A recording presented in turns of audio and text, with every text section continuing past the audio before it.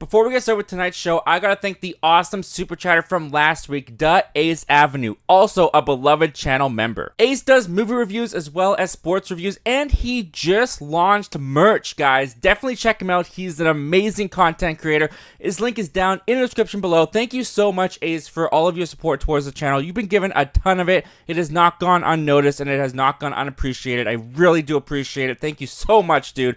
Guys, check him out. Alright guys, welcome back to Zach Milne Talks Live. Welcome for the first time, if this is indeed your first time. Number 80, guys. Super excited for this show. New concept art shows us what it might have looked like if Spider-Man was indeed in Madam Web. Ridley Scott's 4-hour cut of Napoleon may not be happening anymore. Marvel has officially cast their Silver Surfer for the Fantastic Four movie. And we've got some major Joker Folie-à-Deux updates to talk about, guys. It's you, it's me. The show starts right now. Let's get to it.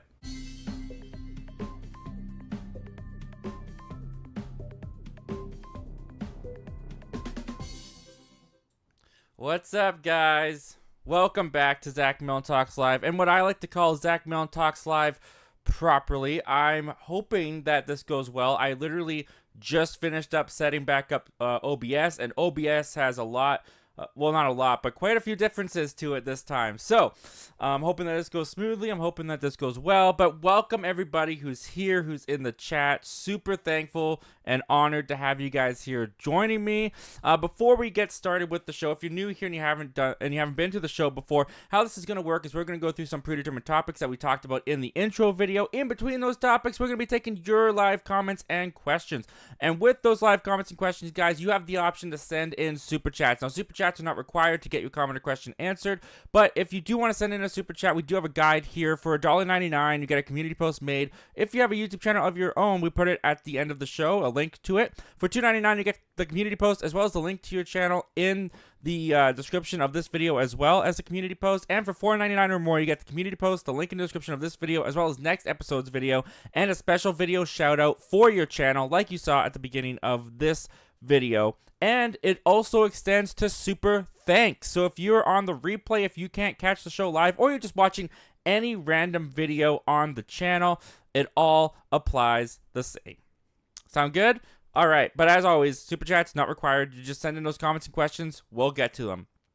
Also, I noticed that on OBS, usually there was two screens, and when I clicked on something, I had to hit the arrow to bring it to you guys. It turns out that when I just click on something, it automatically is going to appear live on the stream. So I gotta be a little bit more careful now. I gotta be a little bit more careful with when I'm clicking. Not that I have anything wrong to click. Anyways, we're gonna move on, and we're just gonna kick off the show by welcoming all you guys that are here, that are joining the show, that are being so generous with your time. I really do appreciate it. It does not go unnoticed. So let's see what's going on in the chat. We got Dakota Man Movies simply saying hello. What's going on, Dakota, my man? How you doing, buddy? Hope you're doing well. Speaking of my buddy, we got Toxic Gamer 331 in here as well. Olo Zach, well, Olo Toxic Gamer. Thank you for joining us, man. Great to see you. Toxic Gamer goes on to ask, how's your day been? My day's been okay. My day wasn't anything phenomenal. At work, I just counted a bunch of screws and bolts. So, not the most exciting day, but my day is definitely getting a whole lot better because I'm here talking with you guys. We got some fun topics to go through. I'm excited. Toxic Gamer says, next Wednesday on... Oh, I don't know why it's doing that. I don't know why I can't see the rest of your question on here. That's weird. It was working yesterday. Okay. Anyways, sorry about that, man. But I have your question here, so I'll just read it. Next Wednesday on WWE, I'm doing an open challenge for the Social Media Championship with your character defending the title against a mystery opponent. Any guesses who it is? Chillmonger. That's my guess. My guess is that it's Chillmonger. Unless you've got the Zach and Zax going up against each other, and you got Zach Guller or Zach Attack going too. That would be fun. I'm looking forward to that video, man. That sounds like a lot of fun. Toxic Gamer says, also curious, are you going to see Monkey Man or The First Omen this week? I will not be going to see First Omen. I have no interest in seeing First Omen. I will be seeing Monkey Man, though. I will be going to see Monkey Man. I'm hoping to see that Friday. I'm hoping to go see that Friday. I've been excited for Monkey Man. I think Monkey Man looks great. I think it looks like a ton of fun. And I'm ready for a good action film. I'm ready for a good action flick. So I am there for Monkey Man. Let's see here. We got Oh, whoops. We got Dakota Man Movies also saying, are you curious in the new Lord of the Rings movie coming in December? I would be lying to you if I said that I was curious. I'm okay, sorry, that's wrong. Curious, sure. Excited, no. I'd be lying to you if I said that I was excited for it. I really do like Lord of the Rings, mainly that main trilogy that Percy Jackson did back in early 2000. The masterpieces, the cinematic masterpieces that everybody knows and loves. I love them too. But I'm not like a hardcore. I'm not really that into Middle Earth. I'm not like trying to learn the languages or even knowing what the creatures and whatnot are called. So I'm a casual Lord of the Rings fan, very casual. So the fact that you got a new movie coming out and it's animated, I'm just kind of like, if I hear it's good, I'll probably get more excited to see it. But as it is right now, take it or leave it, to be honest with you. Dakota Man Movies also, do you think Saw 11 will still release this year? They haven't begun working on it. I'm not an expert when it comes to the Saw films because I haven't seen any of the Saw films. I don't know. That doesn't seem like the entertainment that I would want to watch. Maybe one day I'll watch them. But I can't imagine they take that long to shoot. Like, I can't imagine.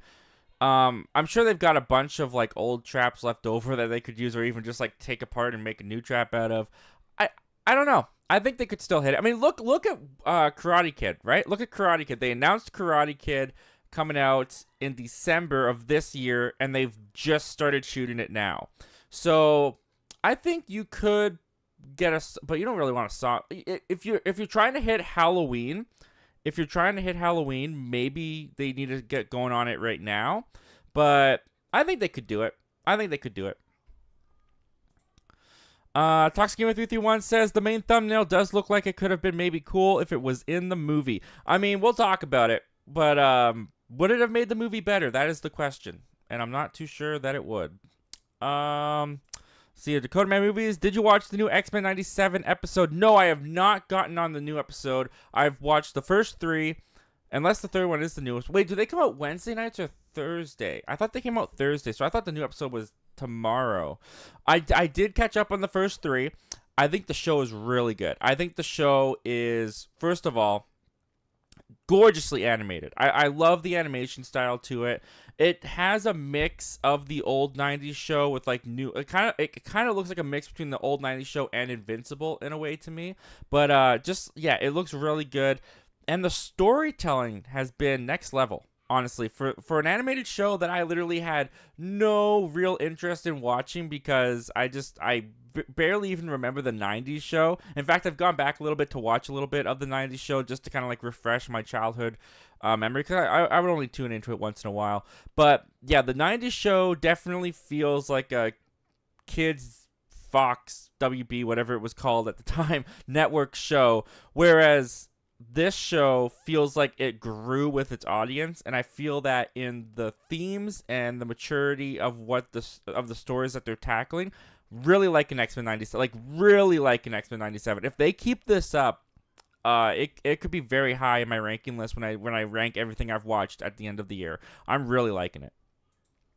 Movie reviews with Ryan Lane. What's going on, Ryan? A beloved channel member. Thank you so much for being here, my friend. He said, how's it going, Zach? Just hopped on. Well, happy to have you here, buddy. I'm doing well. I'm doing very well. Very happy to have you all here. And yeah, man, I hope you're doing well yourself. The View with Drew. What's going on, Drew, buddy? How you doing, man? He says, hey, everybody, what's up? What's up with you, Drew? We're doing pretty well. How you doing? Toxic Gamer 331. Are you going to be seeing Abigail this month? Honestly, probably. I actually do think I'm going to be seeing Abigail this month. Wasn't thinking I would be, like, at the beginning of the year, but they played the trailer. Actually, they played it twice, which was really funny because my wife had to leave the theater when the trailer came on, and then I texted her that the trailer was over. She came back in, and they just replayed it all over again. I guess there was limited trailers that they could show when I was seeing ISS. But during ISS, I watched the trailer for the first time. I thought it looked fun. I thought it looked kind of enjoyable. So I actually do think I'm going to be checking that out this month. Nathan Venom Movie says, hey, Zach, will you watch Challengers? I'm on the fence of watching Challengers, to be honest with you. I'm not quite sure. It just seems, I don't know. It seems very sexual, and that's not something I usually dive into very much with content. So maybe if I hear that it's really, really good, I might check it out. But at the moment, I'm honestly not really looking forward to it, if that makes any sense. Nathan Van Movies. By the way, Nathan, thank you for being here, my friend. Thank you for joining us. It's always great to see you in here and being a part of the chat. Nathan Van Movies says the first Omen has actually been getting some positive reactions. Will you watch that? I probably won't be. I just don't have any interest. I just don't really care. I don't even know really what it is. Is it a horror movie? Isn't The Omen a horror movie? And is this like a prequel to it? If it's the first, I imagine it's a prequel to it. I don't know. But probably not going to watch it, if I'm being honest with you. Movie reviews with Ryan Lane says, I'm seeing Monkey Man 2. I'm interested to see Dev Patel direct an action movie. Yeah, I mean, the trailers have been great. The trailers have been really good for Monkey Man. The title, take it or leave it, to be honest. I think the title, depending on how the movie plays out, I guess it kind of makes sense even by watching the trailer, but Monkey Man, it just sounds so cheesy. It sounds so corny. I don't think it's the right for like a general audience, to be honest with you. But yeah, I'm going to see it. I don't expect it to do very well, but I'm hoping it could be like a sleeper hit like John Wick was, and hopefully it's as good or at least close, if not better, than John Wick, and we get another awesome action series started. Because, yeah, I'm liking what I've seen so far, so I'm hoping for the best. Talks Gamer 331 says, also curious, have you seen my WrestleMania trailer and the WrestleMania highlights video with your character in it? I have not seen it. I apologize for that, my friend. Very, very appreciative and honored that you included me in that, dude. That's awesome. I'm sorry I haven't seen that yet, but I will check that out as soon as I'm off the air. That sounds like a good plan to me. Talks Gamer 331 says, here's a hot take. Even though Willy Wonka and the Chocolate Factory is one of my favorite movies of all time, and I love Gene Wilder as Wonka, I think maybe Chalamet was the best Wonka. That's interesting. They're very different. If Chalamet is supposed to be the Gene Wilder Wonka, which there's moments in the movie that they allude that he is, and with the same Oompa Loompa style, with some of the same songs interjected into the film as well, then I think I need to see a couple more iterations to see if he gets to where Gene Wilder gets to before I decide if he's the best Wonka in that sense. He's definitely better than Johnny Depp, but Gene Wilder just had this like subtle edge to his Wonka that I really love going back to. And I love how sarcastic he is when the kids like start, well, they don't die, but for lack of a better word, when they start dying off, like when Augustus Gloop falls into the chocolate river and he's just like, help, police, murder. Like Gene Wilder just had such a great, he comedically, he worked so well for that role and for that movie that it's hard for me to say that he is surpassed by Timothée Chalamet as Wonka, because Timothée Chalamet's Wonka was so charming. Like Johnny Depp's Wonka is just kind of weird and annoying, and I just don't really like Johnny Depp's iteration of Wonka, even though he's kind of like trying to play something where he's like a kid in an adult body, but it's from trauma with his father and stuff like that. They tried to do something like that with that angle, but it just didn't really work for me. So for my money at the moment, Gene Wilder is still the on the top superior Willy Wonka for me. Timothée Chalamet is a very close second. And if Timothée Chalamet does what neither Johnny Depp or Gene Wilder got to do, and that is sequels, as we watch his character progress, maybe Timothée Chalamet will become my favorite. But for right now, Gene Wilder, he's still the king in my book. Let's see here. Nathan Drana Movies says, what have you seen for the first time recently? I saw Revolver, Operation Fortune, Radio, Con Air, Sucker Punch. Ooh, I did not like Sucker Punch. Ordinary Angels and Ocean's 12. Nice, man. I watched for the very first time. I watched I watched stuff. I watched The Beekeeper. I finally got around to watching The Beekeeper. I thought it was all right. It was entertaining. I watched the original Roadhouse, and then I watched the remake of Roadhouse, and I like the remake a lot more than the original Roadhouse. I didn't like the original Roadhouse very much, to be honest with you, and I skipped a lot of parts. I didn't like that one very much. It felt very unfocused to me. I kind of got bored in the middle there, but I thought the remake of Roadhouse was very enjoyable, very fun. Jake Gyllenhaal killed it. I thought he was great in the role of Dalton. I liked the way that he played it differently from is it Patrick Swayze? It's Swayze something, but he played it differently than Swayze. But it still felt like the essence of the same character was there. So I liked that about the movie. I also watched all of the RoboCop movies for the first time, which I ranked on the channel immediately afterwards because I was like, hey, I want to talk about these movies. I kind of Well, I enjoyed one of them. I kind of enjoyed one of them. I just binge watched the entire, because RoboCop was one of those movies where I hear people talking about it, and it has always been on my radar and was always on my watch list. And I had the weekend to myself this past weekend, and it popped up on my Amazon Prime. And I was not intending to spend my weekend watching RoboCop, but that's just what ended up happening. And I really loved the first. Well, not to give the ranking away, but really loved the first film. Take or leave the rest of them. That would be my thing. And I'm watching Is It Cake season 3. I just love that show. My wife and I just can't get enough of it.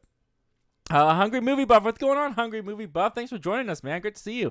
Says, hey, Zach, I'm glad I'm able to catch another live. I'm glad you're able to catch another live, my friend. It's great to have you here. Hope you're doing well. Awesome work in the channel. Thank you so much, dude. Yeah, but you guys might have noticed I've been doing some revamping of the channel, rebranded, changed up my banner. That's been a long time coming. That banner needed to be changed years ago. I revamped the show. If you guys haven't noticed, you'll notice further along too. Just trying to make it a little bit more sharper, a little more dynamic, making it more entertaining for you guys as well. So I'm hoping that you guys like it. And thank you, Hungry Movie Buff, for the positive feedback. I really enjoyed that, man. Thank you. Then again, that could be recency bias. Oh, for the Willy Wonka thing? Yeah, very well could be. We all fall into it. Talks Game with 331 says Film Stock loved Challengers and thought it was great and his favorite movie of the year. Interesting. Okay, yeah, I haven't heard any reviews yet for it, and I haven't really been looking for any reviews for it yet. So that's the first thing I've heard about it. So that's good. That's good to hear. Dakota Man Movie says, what's your favorite movie you watched in March besides Dune? March, huh? What was my favorite movie I watched in March? Let me pull up Letterboxd really, really quickly. Just cause, you know, it's so entertaining for you guys to watch me, sign into Letterboxd. Let's see here. March. Let's go to March. Here we go. March, we had, Damsel was good. I liked Damsel.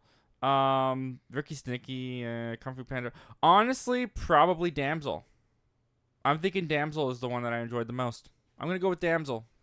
Besides Dune, I'm going to go with Damsel, which may be a hot take because Damsel did not get the best reviews. And I kind of get why, I guess, but I really enjoyed it. I thought it was a fun little film.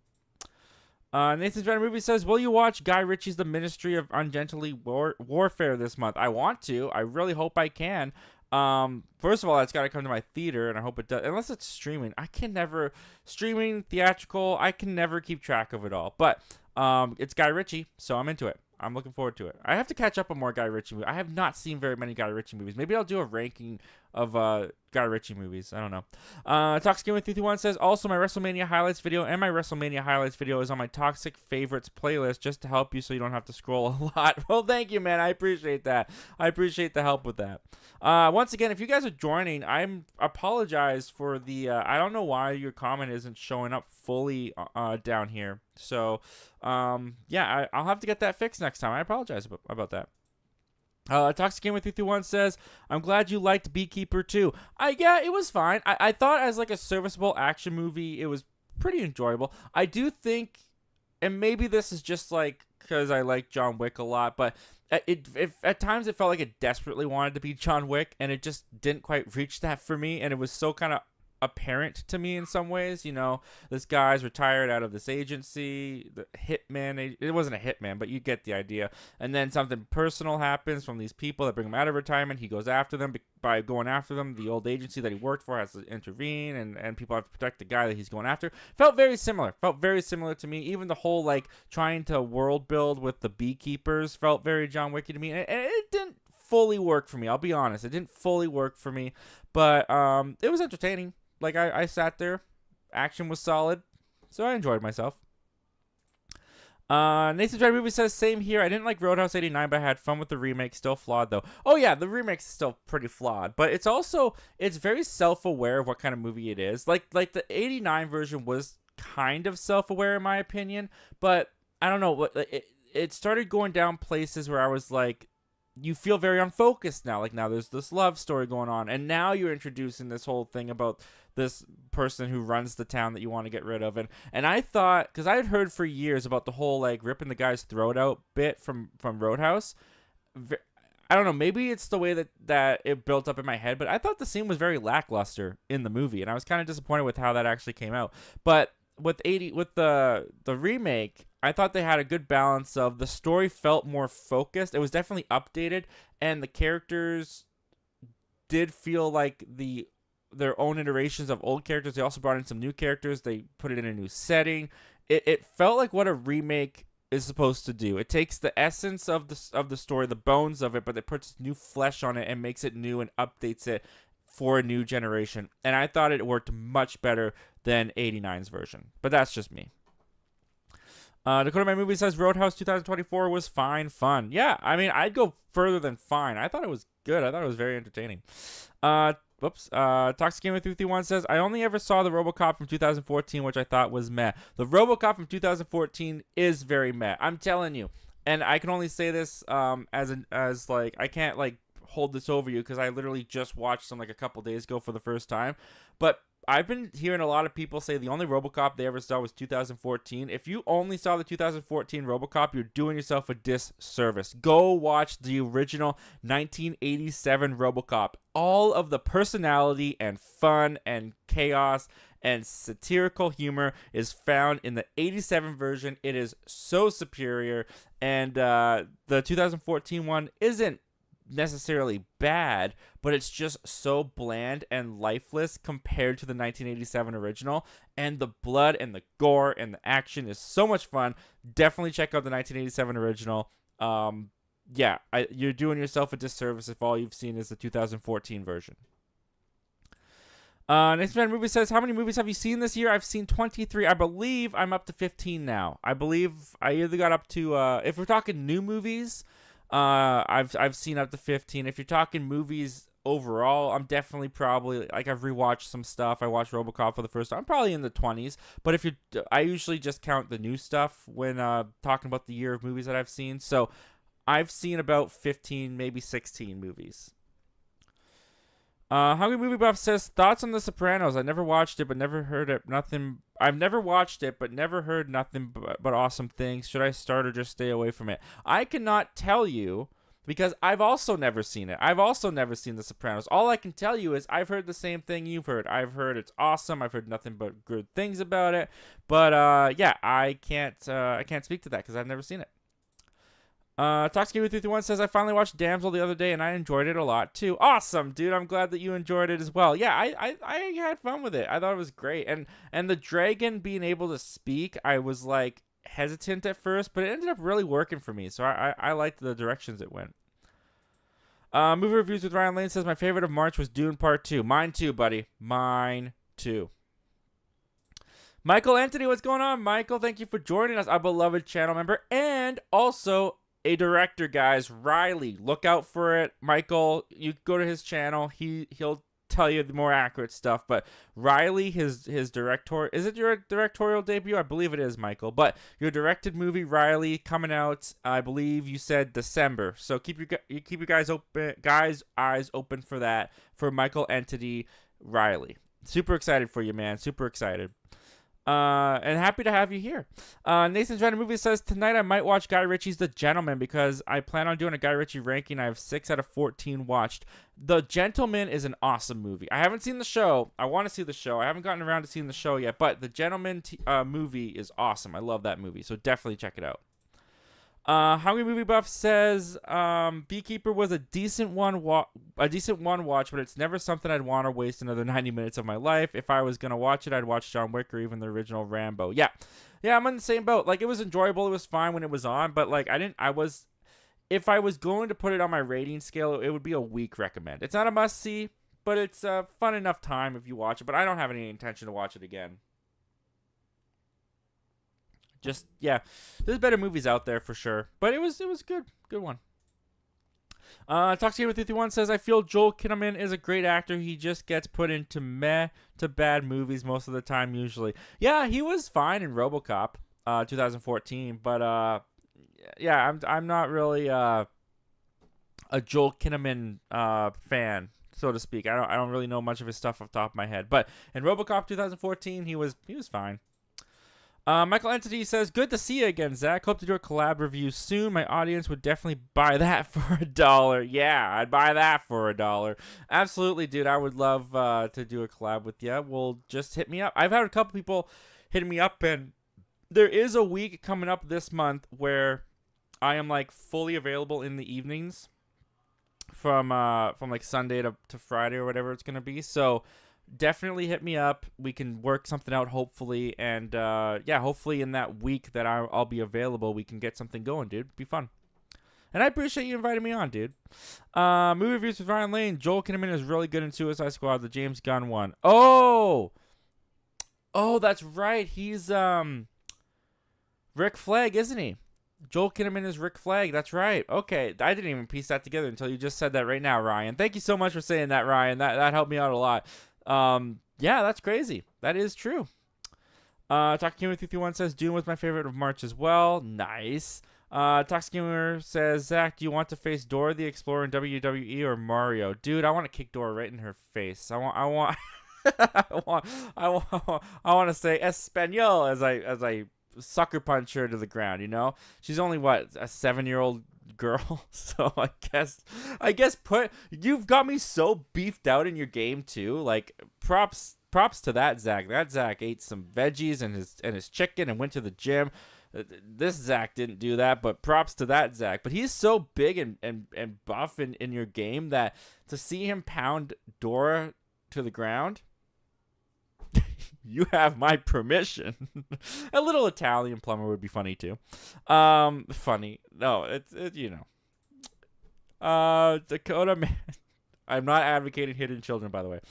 Dakota Man Movie says Dune is not just my favorite movie of the year. It's one of my favorite movies of all time. I cannot go too far as to say that Dune is my favorite of all time or one of my favorites of all time. When I'm thinking of my favorites of all time, I need to let it marinate. I need to watch the movie. Like, my top 5 movies of all time, in no particular order, are Jaws, Jurassic Park, Back to the Future, Empire Strikes Back, and Psycho. Because they're movies that I've watched so many times. And I've watched them enough times now that I just know that I'm never going to fall out of love with them. I'm always, no matter what happens, no matter how the earth evolves, those 5 movies I am always going to love. So they're my top 5 favorites of all time. Dune Part 2 I love, and I trust that I'm going to love it for a very, very, very, very, very long time. But I only saw it once in theaters. It was very fresh. So to say it's one of my favorites of all time, I can't quite get there yet. But you're not alone. I've seen a lot of people say that. I've seen a lot of people putting it in their favorites of all time. So you're not alone there, Dakota, and I hope that I hope it stays there. And I hope it gets into mine. I really do. Cuz it's an excellent film. It is just excellent. All right, guys, with that, let's take a little break. I appreciate all you guys being here. Thank you, everyone who's joined and who's joining us. But let's kick off this show with topic number 1, shall we? And topic number 1, guys, is going to be this.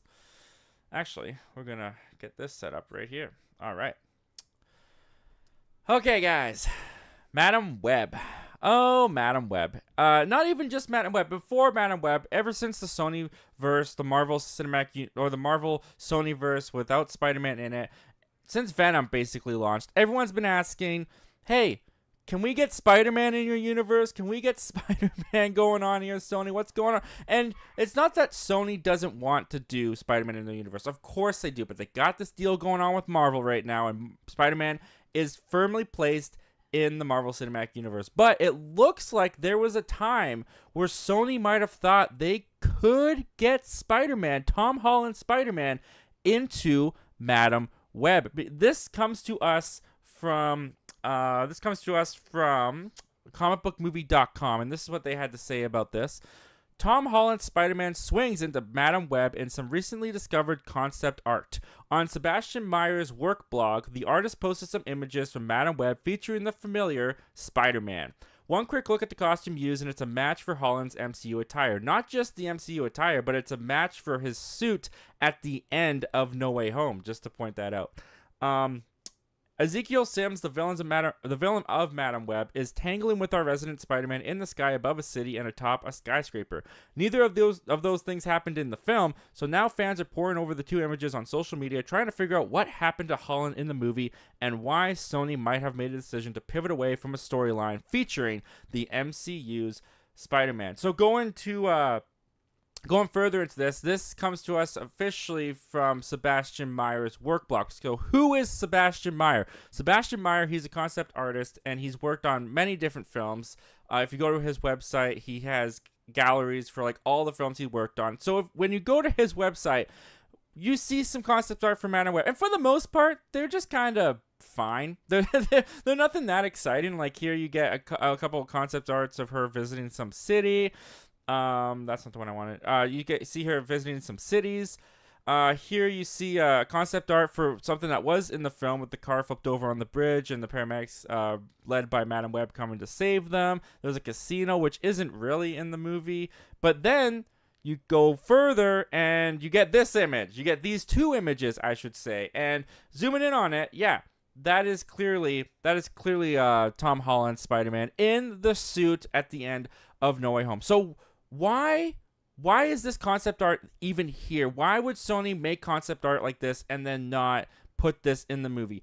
Here's my theory. Here's what I think happened. So let's go back. Let's go back to 2019. All right, let's go back 2019. Endgame has just come out. Far From Home is about to come out, or maybe it's already out, right? And we find out that the Sony and Marvel Cinematic Universe deal to have Spider-Man in the MCU has ended. Spider-Man in that moment is officially pulled out of the MCU, and Sony, not that they didn't have full control over him already, but they are once again sole owners. They just have him to themselves. They can do whatever they want. There's no contract with Marvel anymore. Now that period of time was a couple weeks, maybe a month. It was pretty long, right? In that time, I think that they were developing Madam Web, and I think that they were developing a lot of the Sony Marvel universe during that time, because Spider-Man they didn't really find another deal again until near the tail end of 2019 or even into 2020. And what happened in 2020? The pandemic, and everything shut down. So everything that they were working on, everything that everybody was working on got shut down. So Madam Web, Kraven the Hunter, all these movies, they've been in the works for long periods of time. Long before Madam Web hit the screen, I think it was in the works. And another thing that we have to remember too, as movie fans, sometimes I feel like we fall into this thing where as soon as something's announced, we feel like, oh, they announced it and they just came up with it today. They came up with it today, and then they put out a statement, an announcement for their movie, their project, their casting, something. Those things happen so far in advance before they're even announced. And I think that happened here with Madam Web as well, and with the Spider-Man concept art. I think as soon as that contract ended with the Marvel Cinematic Universe, Sony was like, we got Spider-Man. All right, let's start putting him into our stuff. I think that's why Vulture's at the end of Morbius. I think they had bigger plans with Spider-Man. And then, as we all know, Spider-Man got back into the MCU. Sony and them struck a deal. We got No Way Home. We got Tobey. We got Andrew. Amazing things happened, but the result of that was Kevin Feige once again had a say in how to use Spider-Man, and Sony has always been trying to get the MCU Spider-Man. They've been trying to get into the MCU. They even put Venom in the MCU for like 5 seconds because Marvel was like, yeah, we don't want to be associated with your little crappy universe over there. So Venom is here at a bar in the post-credit scene, and then he's out of here. So Sony, they always want Spider-Man in their stuff. They always want to be connected to the MCU somehow. They're like that that uncle that you don't really want to be associated. Like, that's Marvel to Sony. Sony is their uncle that they just kind of have to deal with, but they don't really want to be associated with. So they pulled all the Spider-Man stuff out, and they had to rework everything, but they kept some stuff with Spider-Man in there, but now they didn't have Spider-Man. That's why I think this concept art was even created in the first place. Now, is this ever going to happen? Let's ask the question here. Are we ever going to see Tom Holland Spider-Man, Tobey Maguire Spider-Man, Andrew Garfield Spider-Man in the Sony Marvel universe? I think we will.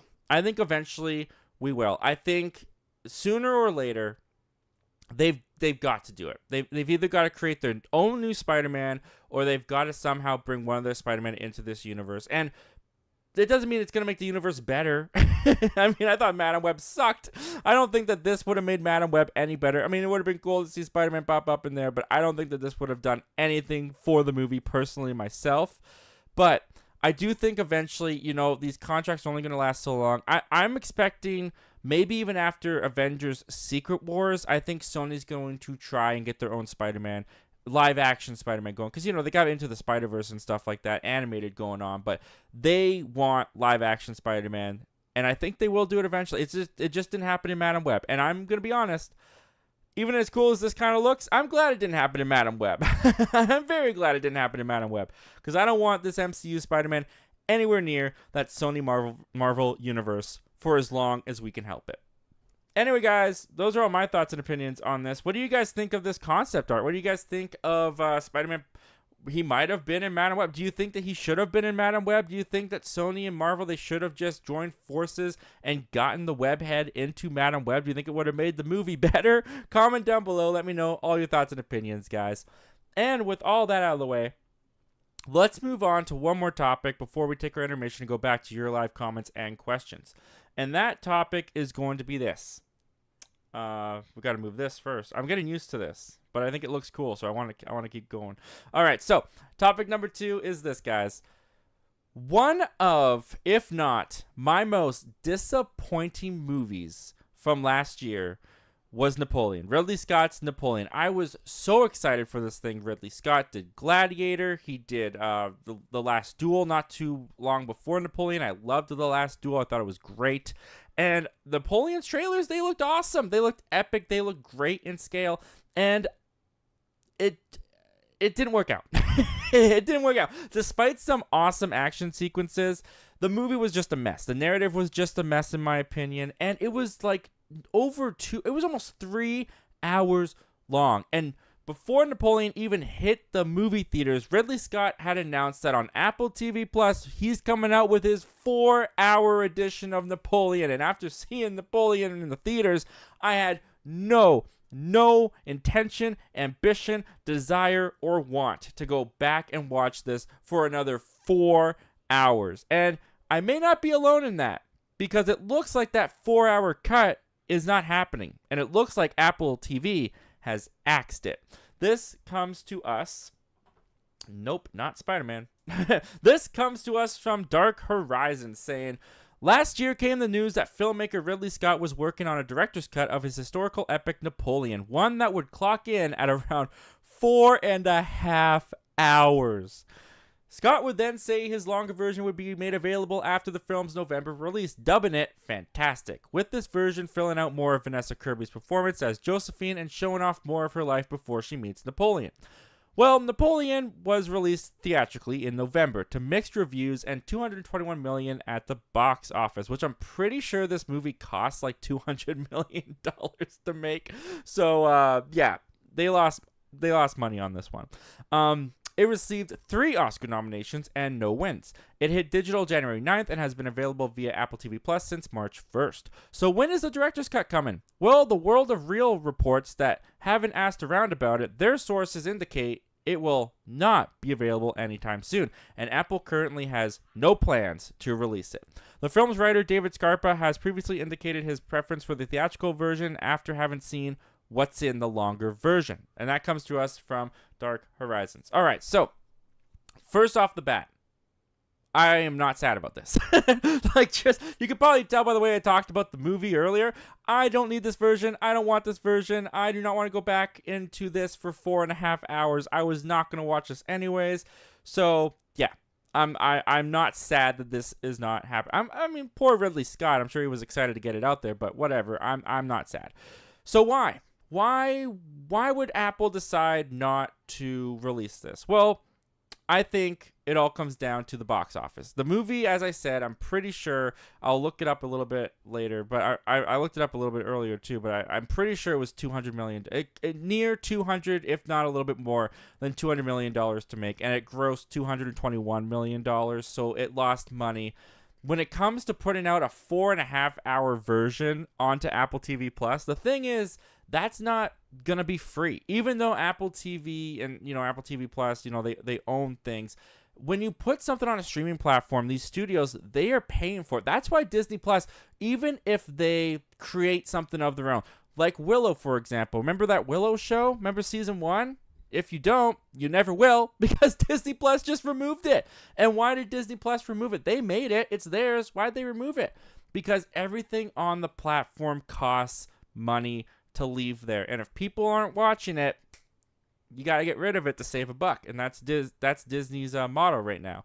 When it comes to Napoleon and a 4.5-hour version, look, the reviews were mixed. Audiences, I don't think, liked it very much. I don't think a 4.5-hour version would do very well. I don't think a 4.5 version would be welcomed. And I think the people at Apple know that as well. I think Apple TV looked at the results of the theatrical version, and the merit just wasn't there to put it on Apple TV Plus in a 4-hour edition. Now, of course, they're going to put out the theatrical one. They paid for it. It's going to be on their service anyways. But to go and give Ridley Scott money to do a director's cut and then have 2 versions sitting there on the service, and a 4.5-hour version probably is not going to get much traction, not much views.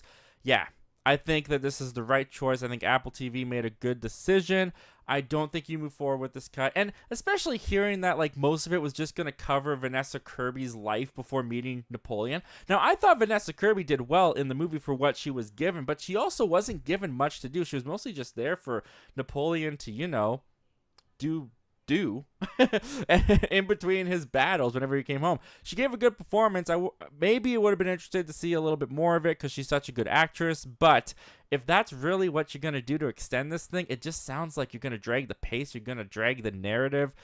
And I think we're all better off. I think we're all better off that this just stays. I mean, not that it would do any harm if this came out, obviously. But would I be looking for it? No. So I don't care. It's basically the end of it. But what do you guys do? Do you guys care about this? Do you guys care that Napoleon's 4.5-hour version will no longer be able to be seen by the world? Comment down below. Let me know, guys, if you were excited, if you weren't. I'd love to hear all your thoughts and opinions about this, guys. And with that topic down, let's jump back in to your live comments and questions and see what we got going on in the chat here. All right. Thank you once again to everybody who is joining us. If you're joining us for the first time, if you're joining us just now, welcome. All right. We got movie reviews with Ryan Lane. He was responding to Michael Entity. Where will we be able to watch your movie? Perhaps I could do a review of it. I'm pretty sure he said Tubi and Amazon Prime. I'm pretty sure. Michael, correct me if I'm wrong if you're still in the chat here. Hungry. Where are we at? Hungry Movie Buff says, funny thing, Zach and Toxic Gamer. Oh yeah, the Dora thing, I think is what you're referring to. Toxic Gamer 331 says, and he's still the king of the ring. Yeah, I'm the king of the ring, baby. I will only ever be the king of the ring on your video game, dude. That's the only place I'll ever be the king of the ring. Nathan Dread Movie says, are you excited for Civil War? I'm actually really looking forward to Civil War. I thought the trailers have been very intense, but intense in a good way. It looks like a fantastic thriller that's going to be very relevant, that's going to have a lot to say, a lot of commentary, and I like movies like that. So yeah, I think it looks great. I think it looks chilling, and I think I've read a couple reviews, and I'm pretty sure it's getting really good ones, if I remember correctly. Not reviews, reactions, sorry. Hungry Movie Buff says, funny thing, Toxic Gamer and Zach. Oh, okay. That was, I see. Your comment got cut off before. Okay. Funny thing, Toxic Gamer and Zach. I'm playing WWE right now, so let's do a random universe character tournament on WWE 2024. I call Dora. All right, man. Hey, I'm not playing the game. I don't have the game. I don't even have the system to play the game. So you guys go nuts. You guys have fun. Let me know how it turns out. I'm very curious to see what I do to Dora. Toxic Gamer 331 says, Zach, what are your top 10 favorite Universal movies? Oh, dude, Universal movie. I can't do that off the top of my head. That's too challenging. I can't. I'm sorry, dude. Universal movies. What comes to mind? I mean, Jurassic Park is Universal, so that's definitely up there for Universal movies. Yeah.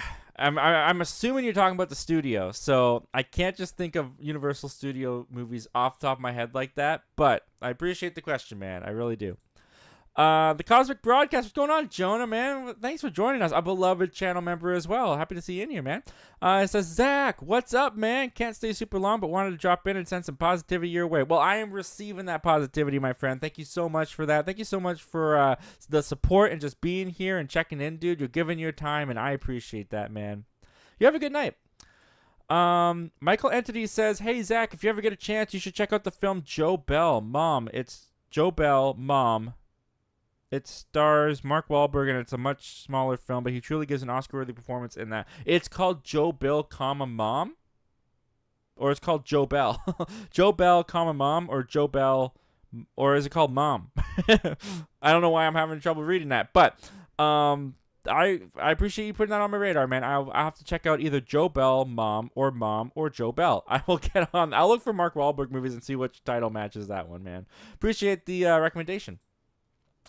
Movie Reviews with Ryan Lane says, Tom Holland would somehow make Madam Web both better and worse all at once. Imagine Holland having to deliver Madam Web caliber dialogue. It'd be a laugh riot. Oh, man. See, that's the thing, is that Spider-Man would be there and that'd be cool. So instantly that already makes the movie a little bit better because Spider-Man's in there, and because Madam Web already sucks, there's not much more you can do to make Madam Web suck that much more. So if you add Spider-Man, it's not going to make it suck that much more. However, it would really make me mad to see Tom Holland's Spider-Man, who's a great iteration of Spider-Man, who's had really fun movies and a really great run as the character, sink to that level, be forced into that garbage. I'd be livid. I would be livid to see that happen to Tom Holland's Spider-Man. So I don't think the fun would outweigh the riot, like the mad riot that I would have had during a moment like that on Madam Web. But the concept art, it looks kind of cool. Not gonna lie. Dakota Man Movie says, which one would you rather see, the Pooniverse or the SSU? Okay. Look, I have talked a lot of crap about the Pooniverse. I have a whole video about it saying it's a stupid idea. These guys are lazy. They're stealing characters. I kind of had my mind changed a little bit because we did an episode of Members Talk Live a couple weeks back, and T kind of brought it up to me. Have you seen that with T? You guys definitely go subscribe, check him out. He kind of brought it like, is it really any different, these guys taking these beloved fairy tale characters, Winnie the Pooh, Bambi, Peter Pan, all these guys, turning them into horror serial killers, kind of changing everything that they are supposed to stand for, making them these horrible, bloodthirsty killers. Is that really any different than Disney taking these fairy tale characters and making their own iterations for Disney? Is it any different than when Once Upon a Time took the fairy tale characters and made their own iterations on that TV show? That's kind of changed my mind a little bit about the Pooniverse. It's like, okay, that's fair, actually. That's a fair point. These may not be their characters, but they are changing the characters up. Even if I think it's a little bit of a lazier change up, I understand that. Now, that being said, I've not seen Winnie the Pooh Blood and Honey. I've not seen Winnie the Pooh Blood and Honey 2. I was very shocked when Winnie the Pooh Blood and Honey debuted at 100% on Rotten Tomatoes at 6 reviews. It has since dropped down, but it still has not dropped down to a low as I thought it was going to be. So, people are coming around on the Winnie the Pooh Blood and Honey bandwagon, apparently. And I'll tell you this. I watched the trailer for Bambi, The Reckoning. I saw that little teaser they put out. I saw it on Twitter earlier today. I didn't hate it. I didn't hate it. First of all, I apologize to those guys because I thought they were going to get this cheap, crappy deer mask or some crappy looking animatronic Bambi. It's a CGI deer, and the CGI wasn't half decent. So good on you guys. It kind of looks like Cocaine Bear with the deer. So honestly, after seeing that teaser, and after having my mind changed a little bit on Members Talk Live about how they're using these characters, oh man, am I going to say it? There's a chance I could be a fan of the Pooniverse. There's a chance. Honestly, there was something in that Bambi trailer. If they bring the budget that they're making from Winnie the Pooh movies, if they put some effort into it, if they really start getting this thing to a point where they can be fun, cheesy horror films with these fairy tale characters from childhood, I might be on board with the Pooniverse. And I never thought I would say that when they first announced the Pooniverse, but I don't know. There's something about it that's developing that I'm like, I'm starting to see the fun and the potential. It's very likely I could like the Pooniverse, and that kind of terrifies me. If I'm being honest with you. As far as the SSU, I haven't had any fun with their movies. I'm not looking forward to any more of them. So I also haven't seen any of the Pooniverse. Keep that in mind. So I can't compare the SSU to the Pooniverse right now as far as quality goes.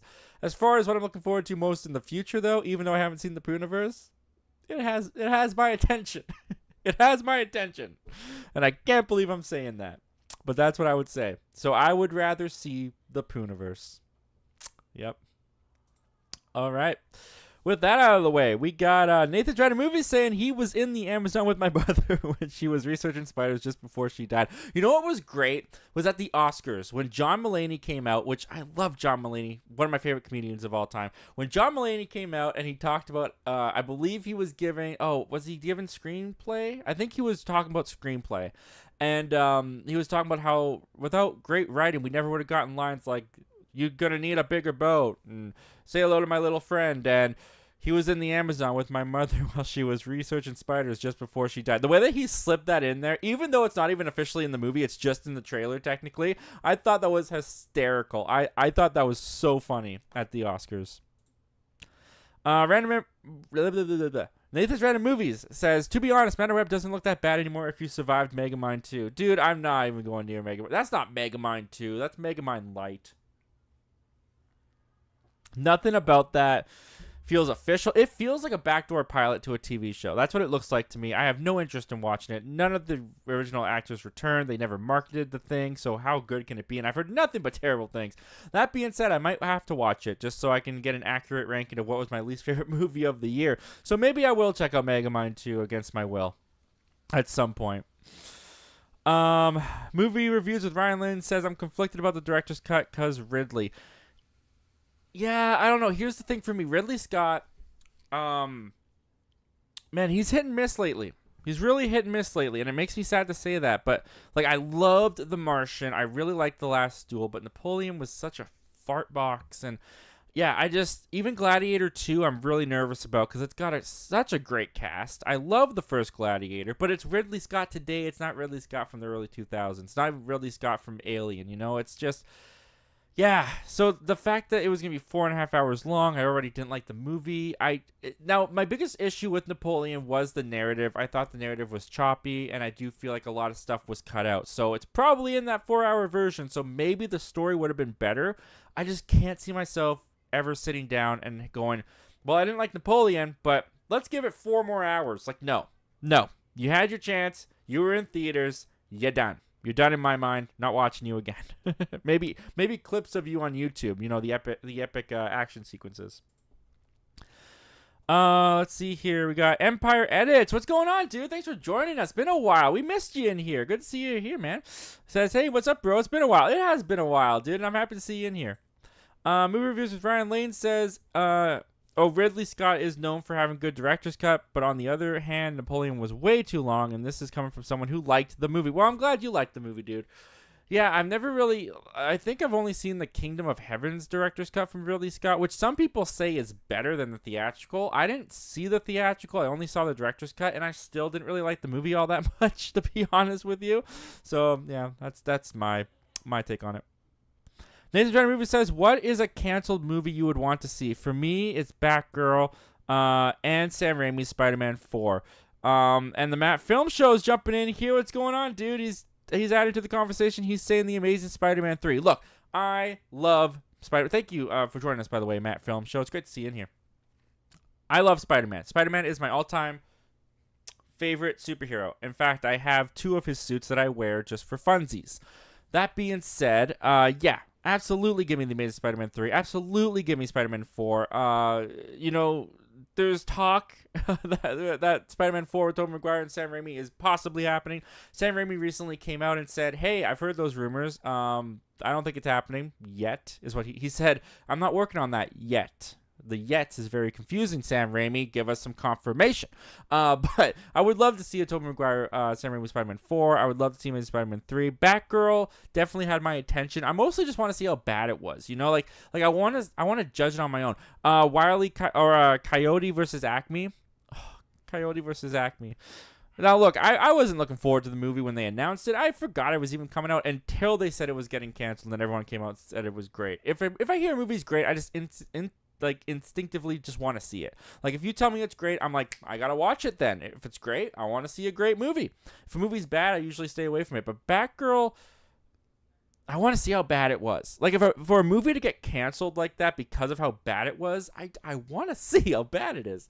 Other than that, canceled movies, you know, it would have been cool to see that Indiana Jones haunted house movie that George Lucas and Spielberg were going to do before they did Kingdom of the Crystal Skull. Indiana Jones with ghosts in a haunted house. That just sounds kind of fun. I don't know. I want to see that. I think that would be cool. Other than that, I would be curious to see George Lucas's idea for episode 7 and 8. I know he was going to do this weird thing where the midichlorians had their own society, and we went into the microorganism world of the midichlorians, and it just sounds bonkers. I can't even picture what George Lucas was trying to accomplish, but because of that, I kind of want to see it. I want to see what George Lucas's version of the sequel trilogy would have been. I want to see what the creator had in mind. So, yeah, those are a couple that I would definitely throw out there for cancel that I would want to see.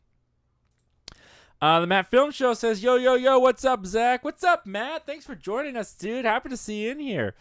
Hope you're doing well. Jason Entertainment says, hey, Zach, how's it going? What movie are you excited for April? For April, I'm looking forward to Monkey Man. That's this weekend. I tend to look weekend to weekend. I don't tend to look too forward ahead, but Monkey Man for sure. Is Civil War in April? Because I think it is. Fall Guy is May, I've been told. It's not April. I was looking forward to that, but it's not April. Abigail has my attention. I'm looking forward to seeing what Abigail.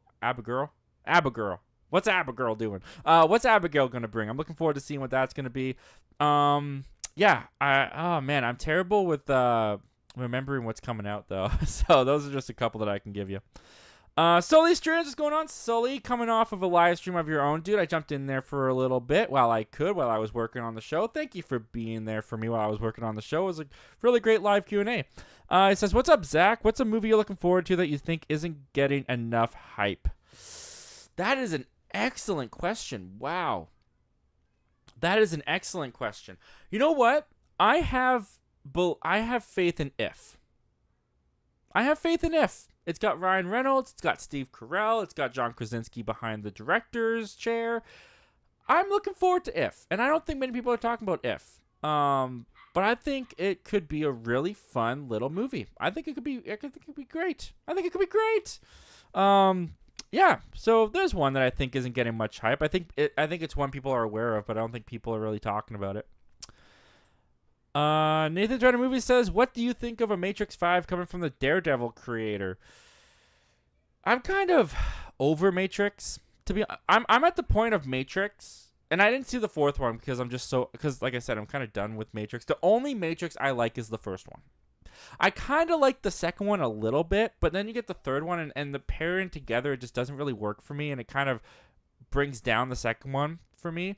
But really, the only Matrix movie that I can say that I actually like that I would want to put on is the first Matrix. And I know that's not a hot take or anything. Everyone feels that way. But at this point, I don't care who you bring on as a director. I mean, the Daredevil creator, great talent. He made a great show. So I've heard. I haven't seen all of Daredevil, but it sounds like a good get. But you just got to make a good Matrix movie at this point. You got to make a great Matrix, reboot, remake, whatever it's going to be, continuation, legacy, sequel. I don't know. You got to make something great, and you got to get me back on board. Because right now, I just don't care. I just don't care. I just don't care about the Matrix. So yeah, even if Keanu Reeves is back, I'm just like, you got to make a good movie. I just don't care. Michael Entity says, I meant Joe Bell. My microphone caught the wrong words. Okay, fair enough. Okay, Joe Bell. Okay. Joe Bell. I will keep my my memory on that. Joe Bell. Old Maddie, what's going on, Maddie? Thanks for joining us, my friend. He says, love this channel. Somebody please leak the Batgirl movie so we can all make fun of it. Here's the thing. I don't think that'll happen. I think all the hard drives are already gone. I think they've permanently deleted it. I don't even think it's like around anymore. Like, I'm pretty sure one of the directors of the movie said he went to see if he could retrieve it, and it was just gone. Like, it's just deleted. Like, I don't think there's any way. Now, if it was connected to the internet, anything that's on the internet isn't ever permanently deleted. If someone has the skills, they could probably dig it up. But it'd take a lot of work, and I just don't know if we're ever going to see it. I just think it's... that's another fun one, is the Nicolas Cage Superman movie. That's a fun canceled movie I probably would have wanted to see. The Open Alliance from Two Perspectives. What's going on, guys? Jacob, thank you for... I think I got your names wrong, but thank you for joining us. Thank you for joining us, Open Alliance. I apologize if I got that wrong. Hi, Zach. Hope you're having an excellent week. I'm doing pretty well, dude. I hope you're having a great week yourself. Toxic Gamer said I had to step out for a second because I was editing a short. No worries, dude. I hope that short does really well for you. The Matt Film Show says, what's your thoughts on Matrix 5 happening? Yeah, we kind of already talked about that, but like I said, they got to just win me over. They've got to just win me over, do something awesome. Maybe the fourth one's awesome. I haven't seen it. I just didn't hear great things about it. And I'm just like, if I don't hear great things about a Matrix movie, I just don't care. So that's where I'm at right now. Toxic Gamer 331 says, what was the first movie you were disappointed by? The first movie I was disappointed by...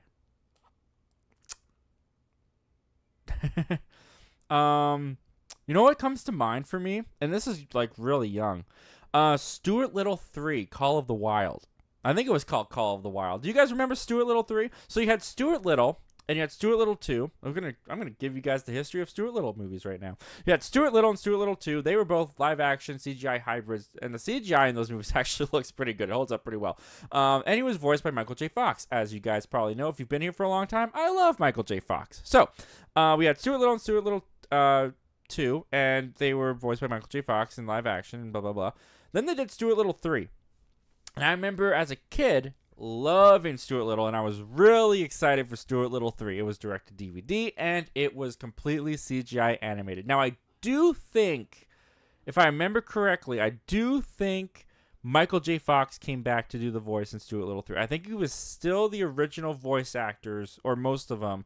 It was just all CGI, and it was all computer animated. And I remember, even as a kid, I didn't like that. I was very, very disappointed with that because I liked the live action.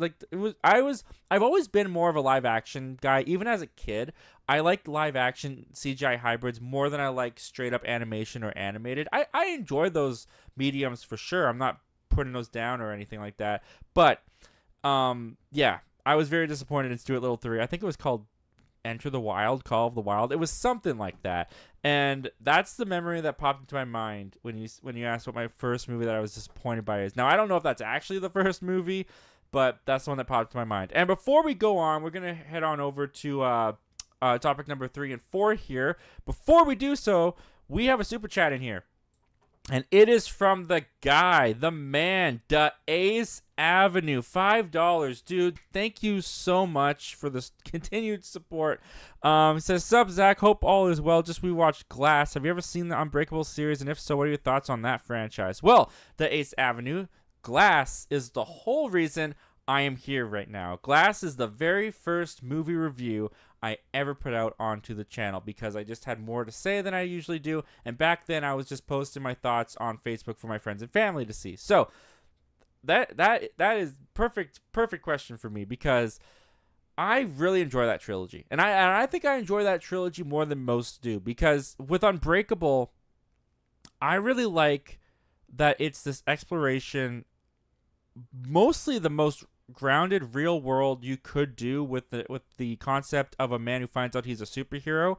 I love the fact that the whole movie is like it's towing with you of like, is he actually heroic? Does he actually have powers or does he not? And the first time I watched Unbreakable, I was totally sucked into that. I didn't know which way they were going to go. I didn't know what the twist was going to be. I didn't know if he was actually heroic or superpowered. I don't know what. So really like Unbreakable. love Split. I love Split. I went and saw Split, like many people, not knowing that it was an Unbreakable sequel. Well, not really a sequel, but like a spin-off, a continuation within that universe. Split was just this creepy kidnapping movie with a fantastic James McAvoy performance and split personalities. Really, really, really loved Split. And then they had that ending with Bruce Willis there, showing that he was from Unbreakable. So that was awesome. And then they announced they're doing Glass to kind of like bookend this trilogy. And I thought Glass actually did a pretty good job of placing James McAvoy's character from Split in the story of Unbreakable.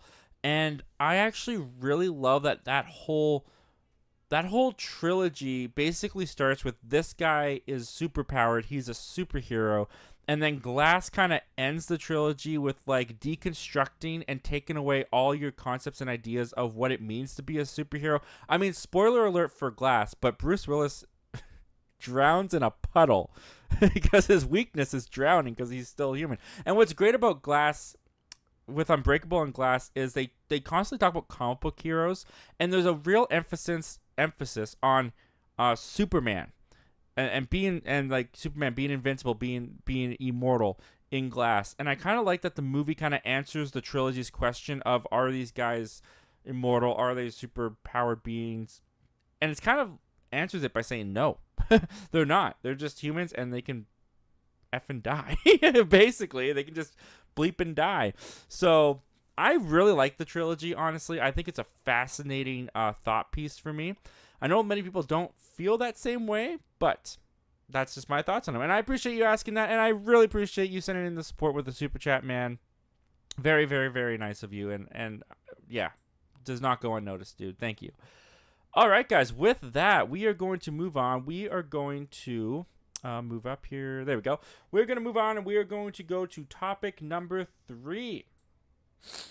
And topic number 3 is going to be this, guys. All right, so ever since the Fantastic Four got announced that they're coming into the MCU, the question has kind of been around the Silver Surfer. Now, Silver Surfer hasn't appeared in a movie since 2007 with Fantastic Four: Rise of the Silver Surfer. Wouldn't you know it? So it's been a talk amongst comic book fans and movie fans of like, when are we going to see Silver Surfer? Is he going to be in Fantastic Four? There was a rumor going around that Silver Surfer was going to be female this time around. That Silver Surfer was going to be played by Anya Taylor-Joy. Now, those rumors got crashed and burned. They got debunked. But it looks like Silver Surfer for the MCU is looking to go feminine, because we do have a Silver Surfer casting here, guys, and it's none other than Julia Garner. This comes to us from Deadline, saying, sources tell Deadline that Emmy winner Julia Garner is set to play the iconic comic book character in Marvel Studios' The Fantastic Four. WandaVision helm Matt Shakman is directing Fantastic Four off a script by Josh Friedman, Jeff Kaplan, Eric Pearson, and Ian Springer. That's a lot of writers, but we'll ignore that for now. Production will begin this summer, and the film is set to bow on July 25th, 2025. Marvel Studios had no comment. While plot details for this film are unknown, sources say Garner will play Shala Bao, a version of Silver Surfer from the comics. Garner's star has been on the rise ever since she won her first Emmy for playing Ruth on the Netflix crime drama Ozark. I heard great things about Ozark, haven't seen it. She also landed an Emmy nomination for her portrayal of Anna Delvey on the limited series Inventing Anna. Since the end of Ozark, Garner has built on her film slate, starting with the recently released The Royal Hotel. Next up, she has a Blumhouse and Universal pick, Wolfman, in which she will star opposite Christopher Abbott, and also has the Paramount thriller Apartment 7A. So that comes to us from Deadline there. And look, I'm not going to sugarcoat it.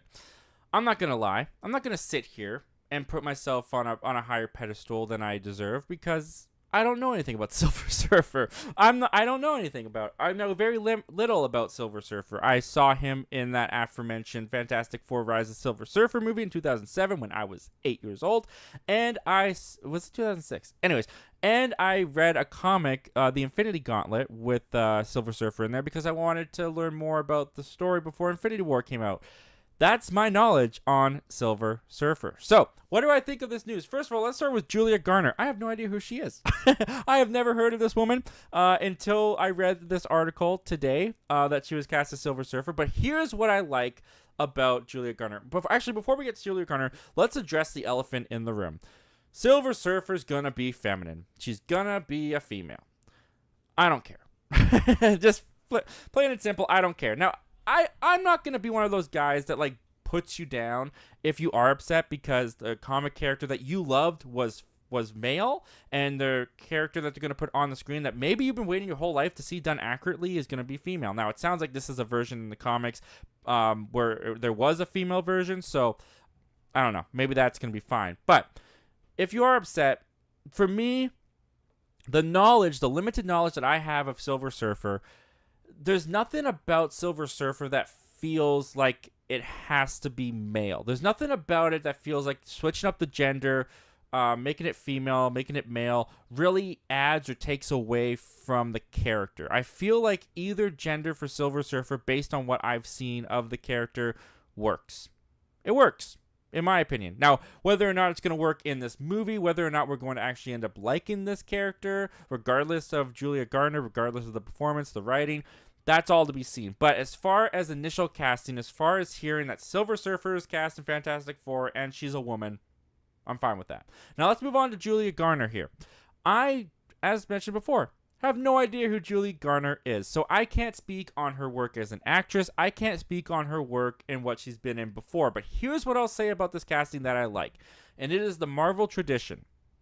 Marvel has always, or maybe not always, but a lot of casting from Marvel is up-and-comers. Lots of casting from Marvel are people that you may have seen somewhere, you may have heard of, but they hadn't made the big launch into stardom yet. And this feels like it's continuing that trend. Chris Pratt, for example, before he was in Guardians of the Galaxy, yes, he was on Parks and Rec, but he wasn't he wasn't a household name yet. You go on to Simu Liu in Shang-Chi, very much so. He was on The Kim's Convenience, I believe is what that show was. He was kind of known here and there, but Shang-Chi shot him into the stratosphere. So the fact that they've got essentially a no-name, but who's becoming a rising star in this role, Marvel has always aced it with their castings. I think the only casting that they might have messed up was Edward Norton as the Hulk, but even he was pretty good in the Hulk movie. I don't like that movie all that much, but none of the problems are Edward Norton's problems with the Incredible Hulk. Their casting at Marvel has always been done very well. So the fact that they went out, they didn't go for a big name, they didn't go for a star already known, they went for a star who's being born. I'm all for that. I'm looking forward to seeing what Julia Garner is going to do in Fantastic Four. I'm looking forward to seeing what she does with Silver Surfer as a character. I didn't know that Fantastic Four had like 4 writers writing the script right now. That makes you a little bit. Hopefully, it's not too many cooks in the kitchen. But regardless of all that, Fantastic Four is shaping up to look like a pretty great return to form for Marvel Cinematic Universe movies. I'm all for it, and this casting just seems to be another great addition to the ever-growing fantastic cast that they've got going, no pun intended, for the Fantastic Four. What do you guys think of this? What do you guys think of the casting of Julia Garner? Do you know who she is? Unlike me, do you know who Julia Garner is? Are you a fan of her? What's your favorite Julia Garner performance, movie, TV show? Comment down below. Let me know all your thoughts and opinions about this, guys. And let me know how you guys feel about Silver Surfer, being a female, being male, female. Does that matter to you? Let me know down in the comments. I'd love to hear it. All right, guys. And before we take your comments and questions for the rest of the night, let's finish off with topic number 4. And topic number 4 is this, guys.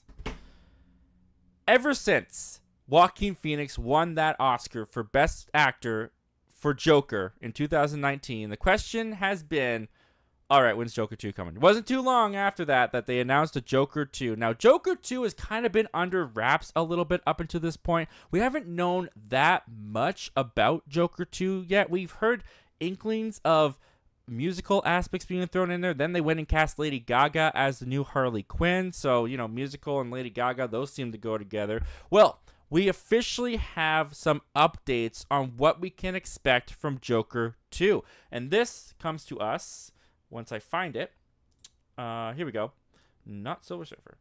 And This comes to us from Variety, and they had to say, Joker Folie à Deux has been rated R by the Motion Picture Association. It was revealed on Wednesday. That's today, if you didn't know. The musical sequence to 2019's Joker starring Joaquin Phoenix and Lady Gaga has been rated R for some strong violence, language throughout, some sexuality, and brief full nudity, according to the MPA's daily ratings bulletin.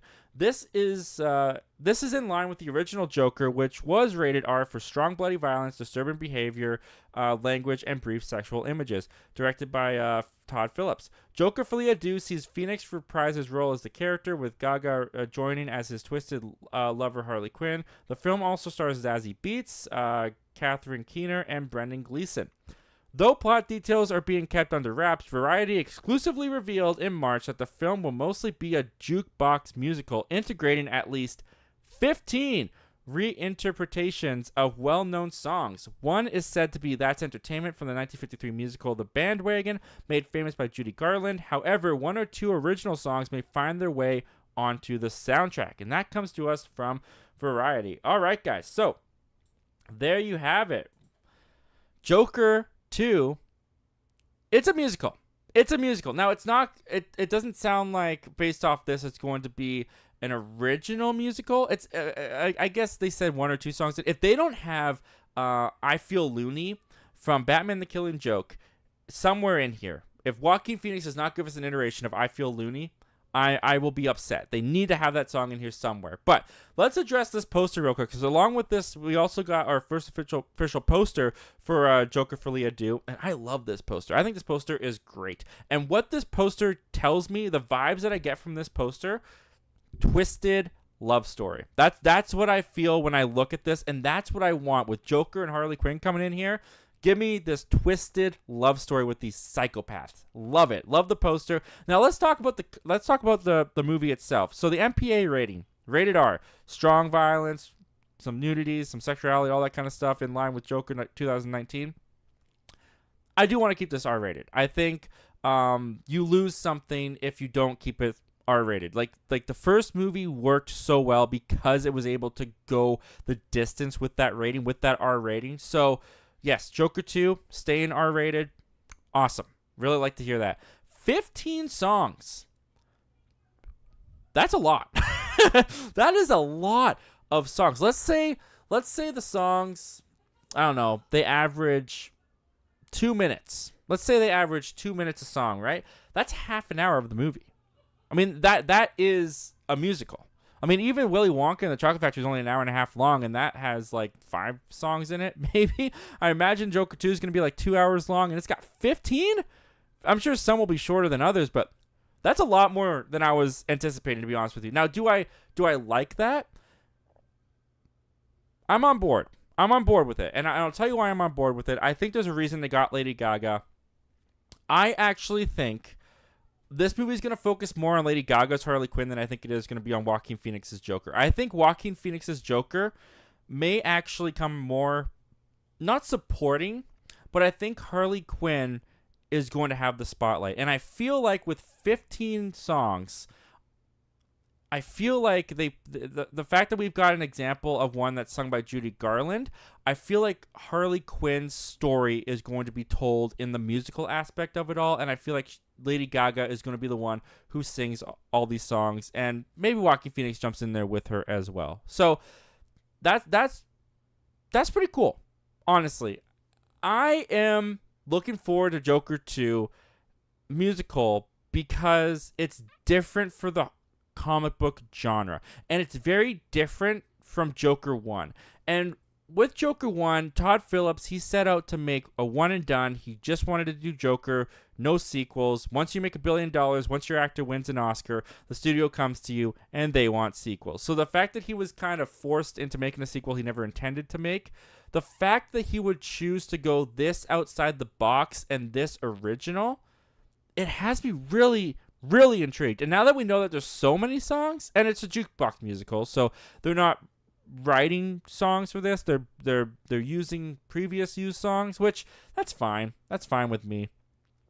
This is like the first comic book movie musical, and I'm Here for it. I'm looking forward to it. I can't wait to see what they do with this thing.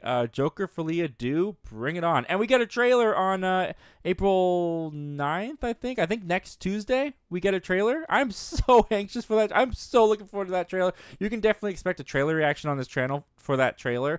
I can't wait to see what they put in that trailer. I can't wait to see what they do with this movie. Yeah, sign me up. I'm on board. What do you guys think of this, guys? What do you guys think of these updates for Joker 2? Are you excited that it's staying R-rated? Do you think that 15 is just way too many songs? Comment down below. Let me know all your thoughts and opinions about that, guys. And with that out of the way, we are done with the topics. So we're just going to go on. Whoops. Hope I didn't unplug that. We're just going to go on and we're going to take your live comments and questions. So let's go where we left off. We got Toxic Gamer 331 saying, Zach, what do you think is the Mount Rushmore of YouTubers and Mount Rushmore of movie YouTubers? Well, Mr. Beast has to be on there for just plain YouTubers. You know, I don't watch too many like YouTubers, so I don't actually really know many of them. But if you're gonna ask me, Mr. Beast for sure. Smosh, I think, needs to be up there. I think Good Mythical Morning, Rhett and Link, I think they need to be up there on the Mount Rushmore. Is it 4 on Rushmore? I'm in Canada, dude. So I don't know. I think it's 4. So we got Mr. Beast, Smosh, Rhett and Link. I guess PewDiePie. I don't watch PewDiePie, but you can't take away what the guy's done. So maybe those 4. As far as movie YouTubers go, I mean, Chris Stuckman, Jeremy Johns, you got to put them up there. They are the OGs. I think a lot of people started YouTube, myself included, because of those 2 guys. So I'm going to throw them up there. Oh, man, that's hard. I think Sean Chandler has earned a spot. I think Sean Chandler is up there. I think Sean Chandler has really built a name for himself, really built a brand. He's become a real respected critic, not just movie YouTuber, but respected critic in the space. So I'm gonna put Sean Chandler up there. And for the 4th one, I think 3C Films. I think 3C Films might be up there too. But you know what? I also really like Cosmonaut, the Cosmonaut Variety Hour or whatever it's called. I really like that as well.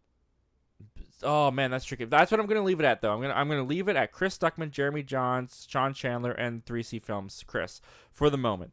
But Cosmonaut could get in there on another day. Dakota Man Movies says Ant-Man and the Wasp: Quantumania was the most disappointed I've ever been at the movies, and it's the only MCU project I don't like. That's disappointing, dude. I'm sorry you didn't like it. You're not alone, though. A lot of people didn't like it. I liked it. I thought it was fun, but that's just me, and I understand. I understand why people don't like it. Nathan Van Movie says, what do you think of F9 director Justin Lin in talks of directing Spider-Man 4 MCU? I don't know how I feel about it, because Justin Lin has done some good work in the Fast and Furious. He also did Fast 9, as you mentioned in that comment. But I don't want to hold it against him for one movie. The Fast and Furious style doesn't feel Spider-Man to me. I feel like Justin Lin would have to change up that style for Spider-Man. Now I haven't seen everything that Justin Lin has done, so I don't know if he has switched it up or if he can switch it up like that. But when I heard that he was in the talks for Spider-Man 4, I wasn't thrilled. Let's put it that way. I wasn't thrilled. I was kind of, okay, if that's what you want to do. Because, look, with Spider-Man 4 MCU, Kevin Feige is still involved. Bob Iger is still, Sarah Hallie Flynn, I want to say is her name. I feel so bad that I forget her name because she's casted Marvel so excellently. But the casting person at Marvel is still there. They know how to pick directors. I can't think. Maybe you could say Taika Waititi, Love and Thunder, but Taika Waititi was coming off of Ragnarok, and Taika Waititi and Ragnarok, they fit hand in hand. They were great. The Russo brothers were great. Even Joss Whedon was a great choice. Jon Favreau was great. I can't think of a director that they fumbled the ball with. So if Marvel's going to bring them on, it makes me have more faith. But just on paper, hearing Justin Lin directing Spider-Man 4, not my first choice, not my choice that gets me excited. But we'll see if it ends up happening. Maybe it'll turn out great. We'll have to wait and see. Toxic Gamer 331 says Batgirl was reportedly actually good from what I heard. I heard very opposite things from people in the industry reading online, dude. So I don't know. Reviews with Ryan Lane says I gotta head out. It was great hanging with you guys. Well, it was great hanging with you too, Ryan. Thank you so much for joining, dude. Thank you so much for being a member. The show was made better because you were a part of it, and I appreciate you, dude. Hope to see you on Saturday when we do our live show, and we'll catch you later, dude. Toxic Gamer 331 says, I would want to see the third Burton Batman movie with Carl Weathers becoming Two-Face and Robin Williams supposedly playing the Riddler. That would be interesting. I don't really like Batman Returns, so I'm not like too eager to see another Tim Burton Batman movie, to be honest with you, but that is an excellent choice. That's a really good choice to pick for that. I could get on board. I could get on board with that, to be honest with you. We got Toxic Gamer 331 saying, I'm seeing Kingdom of the Planet of the Apes and Fall Guy early next month. Lucky you, dude. That's awesome. I'm looking forward to Kingdom of the Planet of the Apes is one of my most anticipated of the year. Cannot wait for it. Bring it on. I hope it's great. Toxic Gamer 331 says Matrix should have been a one and done. Simple as that. Now here's the thing. Like I've been a hypocrite, and I've said this on the show before too. So if you're returning, this isn't new to you, but we only say that. We only say it should be a one and done because the sequels we didn't like. If the sequels turned out awesome, if they were able to pull it off, we would not have been saying it's a one and done. We would have been thrilled that they decided to do more. If John Wick 2 and John Wick 3 and John Wick 4, if John Wick 2 sucked, let's just go 2. If John Wick 2 sucked, the conversation would not be, it was great for them to do a second one and expand the lore the way they did. No, it would have been, they should have stopped at 1. Only because the second one turned out awful. So I don't think it was a mistake to do sequels to The Matrix. I don't think sequels are ever a mistake. They just either turn out really well and we're happy they did them, or they fumble it. It's not their best day at the office, and then we get upset. Then they never should have done it. But that I understand that takes the fun out of these conversations. So I get it. But that's just me. Toxic Gamer saying also Jaws. Yeah, I mean, in my mind, Jaws should have been a one and done. But if the sequels turned out awesome, maybe I would have been okay with the franchise. But at the same time, it's like, how do you do that? How do you do a franchise where a shark just keeps coming back and gets blown up? It doesn't make any sense. Nathan's Dreaded Movie says, what do you think about Pirates of the Caribbean getting rebooted?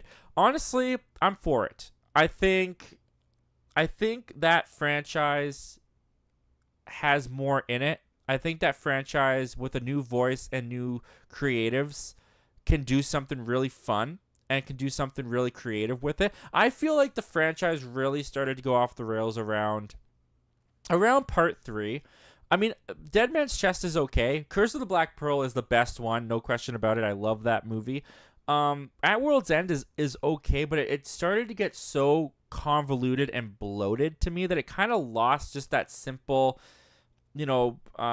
swashbuckling adventure movie that the first one did so well. And then, on Stranger's Tides, and then you did Dead Men Walk. What is it? Dead Men Tell No Lies. Dead Men Tell No Tales. Dead Men Tell No. Oh man, that title sucks. Dead Men Tell No Tales. And I thought Dead Men Tell No Tales was just bad. I just didn't like it. So if you're gonna reboot it, if you're gonna put fresh skin on it, do something new, I'm all for it. I think it could work out well.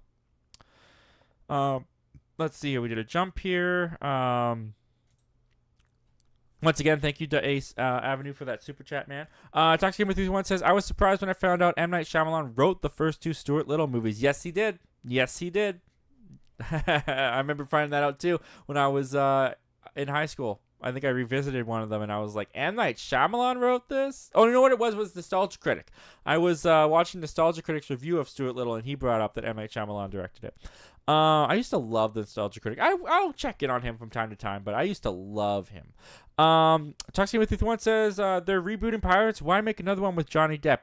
Well, Johnny Depp was literally on the stand in court before a judge and jury and vowed that if Disney even asked him to come back, he wouldn't do it. So I think that kind of put Johnny Depp, whether or not he meant it or not in the moment, I think that kind of put him on a little bit restraints. I mean, that's a tricky situation to be in. You literally said you were under oath, and you said that you would never go back to Pirates or work for Disney. Even if Disney asked you to come back, you wouldn't do it. And I like Captain Jack Sparrow. I do. But I'm okay if we retire the character. I am. That's the thing, is that with the reboot, don't do another Jack Sparrow. Maybe you have to because it's based off of the ride. But it was Captain Jack Sparrow was made for the movie, wasn't he? I can't remember. But yeah, make it fresh, make it new. Don't recast Jack Sparrow. Don't even have a Jack Sparrow in the reboot, in my opinion. But you know what? That is also the appeal and kind of the face of pirates. So it's tricky. Branding wise, that's tricky. The Ace Avenue says, that's dope. I'm going to have to find your Glass review. Yeah, I mean, it's bad. It's basically just me sitting in my car at 1 o'clock in the morning. Sitting in my truck, sorry. Oh, my truck. I got rid of my truck like two years ago. My first car. I like that one. What was I going to say? Oh, yeah. The glass review.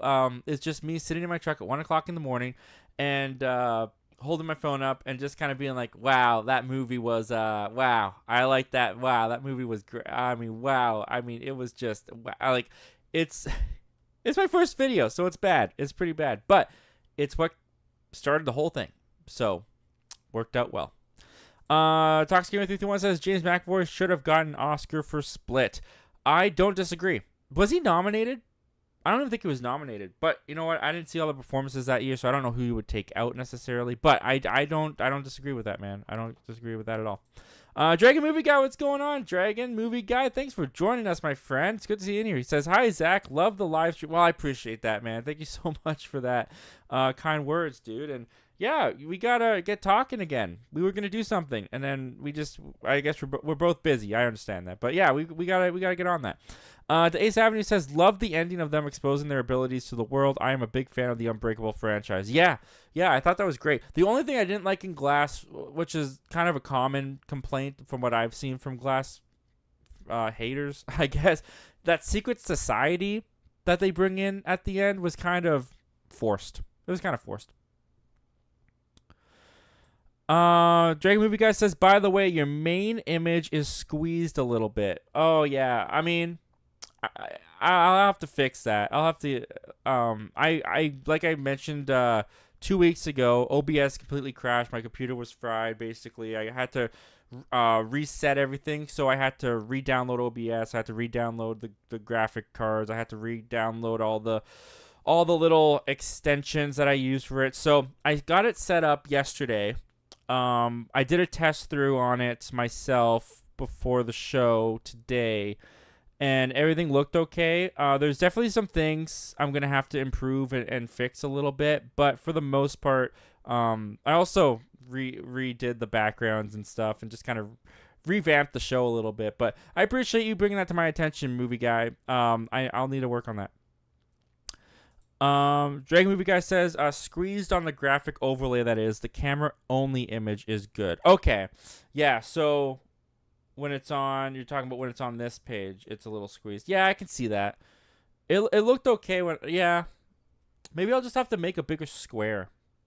Yeah, I'll figure that out. I appreciate the feedback, man. I really do. The constructive criticism and the feedback is really appreciated. So thank you for that. I will make the show better. I will make it better. Nathan's Random Movie says, my dad hated Godzilla X Kong, but me and my brother had fun with it. Look, I get it. I understand if people don't like Godzilla X Kong. I mean, it's a dumb movie. It's a really dumb movie. But you got to go in expecting that. And for what I went in expecting, I got a lot less of what I was expecting and more of what I wanted than I was anticipating. I mean, the human stuff, still didn't care. They're mostly just exposition machines to tell us what's going on because Kong and Godzilla, they can't speak. But I thought they did some really cool stuff with Kong this time. I thought they told a really great visual, dialogue-less story with Kong, and I was impressed by that. And the action and the monster smackdowns was everything I wanted, and there was so much of it. I liked Godzilla X Kong more than I like Godzilla vs. Kong. Which I think is a hot take on the internet right now, because I've seen a lot of people say that the New Empire is not as good as Godzilla vs. Kong. But after I saw the New Empire, I went back and watched Godzilla vs. Kong with my dad because he'd never seen it. And I think that movie drags more than Empire does. I think the monster fights, while cool, are few and far between. And I think the human stuff is even worse in Godzilla vs. Kong than in the new Empire. Millie Bobby Brown and the kid from Deadpool 2 and Brian Tyree Henry, their whole storyline drags so much. It dragged so much more than I remember it dragging. And the inclusion of Mechagodzilla is so shoehorned in. So I actually think that New Empire is one of the best MonsterVerse movies they've done. I think it's my favorite since Kong Skull Island, to be honest with you. Dragon Movie Guy says, I love Julia Gardner in Ozark. Plays a smart hick really well. All right, perfect. And he says, terrific actress. Well, you're the first person who's given her a glowing review. I haven't heard anyone talk about it yet. So that gives me hope that she's going to be... And I trust people at Marvel. I trust their casting department. I trust who they bring on. I think she's going to be great. But the fact that you say she's a terrific actress, that builds my confidence even more. Nathan John Movie says, me and my brother both think Rise of the Silver Surfer sucks. That's fair, dude. I have not seen that movie in a while. In a while. I only remember it from when I was like at least 9 or 10 years old. It was probably the last time I watched it. So I own it, though. I got to get back on that. And I think it's on Disney Plus anyways, so I got to watch that again. But I liked it. Nathan Vanner Movies says, I'm heading out now to watch The Gentleman. Great show as always, Zach. Have a good night. Well, you too, Nathan. Thank you so much for joining us. Thank you for being here, dude, and hanging out. The show is made better because you were a part of it, man, and I appreciate you. You have a good night, my friend. Dragon Movie Guy, I find the outrage over gender/race swapping of casting of characters freaking hilarious. It's actually kind of boring since the whole point is probably to get people talking, ooh, did you see what Marvel did? Yeah, I mean, it usually doesn't bother me, to be honest. I think like I said, like if it's integral to the character, then I don't want to see it happen. But there's very few examples where I would say that it's integral to the character, the race and gender, to the point that I can't really even think of an example right now of something that has a specific race or gender to it. But I'm sure there's some out there. But for the most part, I agree with you. I think switching it up isn't really that big a deal. As long as they tell a compelling story, an interesting story, and getting it from different perspectives, different walks of life, that's pretty cool. Dragon Movie Guy says, if Lady Gaga got nominated for an Oscar for Star is Born and Margot Robbie got nominated for Barbie, did you go on to say, IPSO facto, feels like they expect an Oscar nomination for Lady Gaga for Joker too. Oh, I see what you're doing. Hey, you know what, dude? They maybe.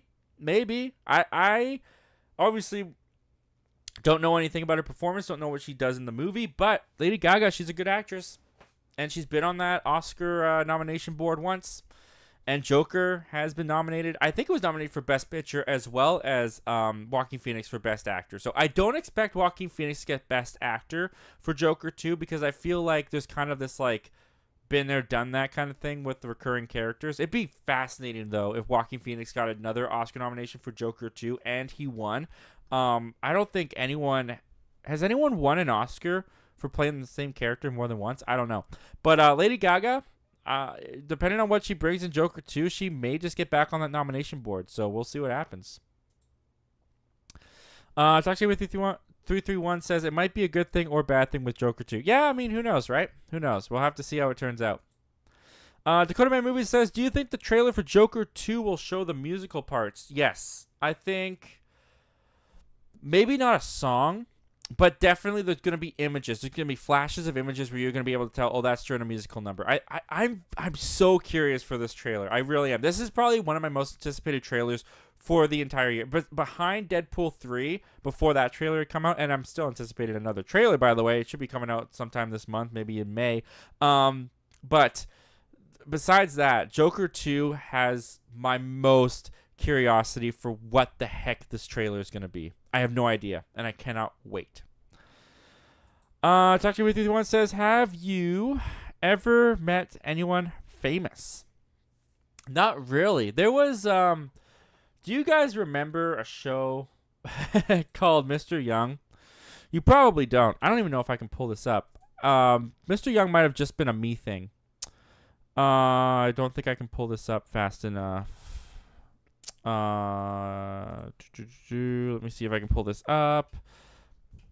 If this doesn't work, we're just gonna say forget about it. Trying to pull up a picture because there was this Canadian show called Mr. Young. I think it aired on Disney Channel as well in the States. And nope, didn't work. Okay, I'm not gonna bother with that. I have a picture of me because I was on an episode as an extra, as a background actor, and I met the main character. Brendan Meyer is his name. Brendan Meyer. He did a couple things. He did a couple guest spots here and there. I don't think he ever did anything big though. He was also on the Schmodown. I remember I saw him on the Schmodown on the Schmoes No channel back in the day, and I was like, that's the guy from Mr. Young. I met him. So that's kind of like my only real celebrity. And there was a Canadian pop star who had like a little bit of a hit, and her name was Victoria Duffield. Anyone remember Victoria Duffield? Did she make it to the States? I don't know. She was pretty big in Canada from, I would say, 2010 to 2012, maybe 2013. Didn't last long, but I met her. She was also on the show. She did a guest appearance. She was the musical guest, and there was a meet and greet with her. So I met Victoria Duffield, and that's about it. I've never really met anyone else famous that I can. If I'm forgetting somebody, that'd be hilarious. But that's the only thing that pops to my head. I've never met anyone else. I don't come from a place that you meet a lot of famous people. I'm in a very little city. Toxic Game with 51 says, I knew you were going to pick Sean, Jeremy, and Chris. I was surprised when you said 3C. I do agree with your list. Yeah, 3C Films is great. I don't think I talk about 3C Films very much on here, but I really like Chris. I think he's great. Like I said, he could be swapped out with like Cosmonaut. He could be swapped out with, who's another YouTube movie reviewer that I really like? Maybe even the Schmoes, or maybe even John Campia. I don't know if I'd put John Campia on Mount Rushmore, but I really like John Campia, but we'll see. Toxic with 51 says, what cameos do you think Marvel will get on board for Secret Wars? All of the Fox universe. I think all of the Fox universe is coming up for a cameo. That's how you get butts and seeks. No, honestly, I don't know. I don't know how many cameos are going to be in Secret Wars. I imagine a lot. But it's got to be worth it. It's got to be cameos that feel earned. You know, they gotta do it right. And I hope they do. It's Marvel. Marvel's been a little shaky, but for the most part, it's Marvel. I trust them. I hope they do well. We'll see what happens. Toxic with 51 says, also Superman Lives. That's the Nicolas Cage Superman movie. That's right. Toxic Gamer says, speaking of John Wick, how would you rank all the John Wick movies? I think, honestly, my favorite's 4, followed by 1, followed by 3, and then 2. I think that's how I would rank them off the top of my head. But I gotta watch them again. Toxic Gamer 331 says, what is your biggest disappointment of the year so far, Zach? My biggest disappointment of the year? That's a good question. Madam Web's not a disappointment because I never expected that to be good. Maybe Ghostbusters Frozen Empire. I liked it. I thought it was enjoyable, but I don't know. I was expecting more. Even Kung Fu Panda 4, honestly, because I feel like Kung Fu Panda 4 was definitely the weakest of its movies, and I felt like it was missing that extra something that made the Kung Fu Panda series both enjoyable for adults and kids. Maybe I just have nostalgia for the original Kung Fu Panda movies. Maybe they don't work so well as an adult. I don't know, but was a little disappointed with it. It wasn't bad. I still enjoyed it well enough, but I wanted to enjoy it more. Those are the ones that come off the top of my head. Spaceman was disappointing for me because I was really looking forward to a serious Adam Sandler movie again, but the concept and everything, it just didn't work for me. I never had faith in Ricky Stenicki, so that wasn't really a disappointment. Yeah, I think those come to mind the most for me. Yep, for me, it's Ghostbusters Frozen Empire. Yep, I agree. Thought it was decent. I was disappointed compared to Afterlife. I agree. Toxic Gamer 51 says, oh, I knew about the court stuff, but I didn't know Johnny would not join back. Yeah, I mean, he says he won't, so we'll see. Toxic Gamer says Jack Sparrow wasn't a part of the ride at first. They added him when the first Pirates movie came back. Okay, Perfect. That answers my question then. So they don't need to do Jack Sparrow. They can just do something new, and I think they should. Toxic Gamer 331 says, looking back at some of my old videos, they're so cringeworthy. I swear I have a voice crack every minute. Dude, I mean, that's the thing with starting. I mean, you started pretty young. You're a pretty young guy. So props to you and bravery, dude. Bravo, because you went on the internet young. I could not have gone that young. I was first on YouTube when I was 20. When I was 20, I started this thing. I've been on it for 5 years. I'm 25 now. And even at the age of 20, I was freaked out to put a video on YouTube and put myself out on the internet like that. So props to you, dude. And yeah, you know what? Own those old videos. They are a testament to your journey. They show where you've come. And it looks like we're done. It looks like Toxic Gamer is saying, hope you're enjoying my WrestleMania trailer and WrestleMania recap. Great stream as always from a great guy. Here's to 4,000 subscribers, and have a great rest of your night, everyone. Pizza time. Well, thank you for joining us, Toxic Gamer. The show is made better because you were a part of it. And everybody, that is the show. We're all caught up on the comments and questions. So thank you, everybody, for being here. Thank you, everyone who's joined. Thank you, everyone who sent in comments and questions, because you gave us great things to talk about. Thank you to the Ace Avenue for that super chat, dude. Super appreciate it.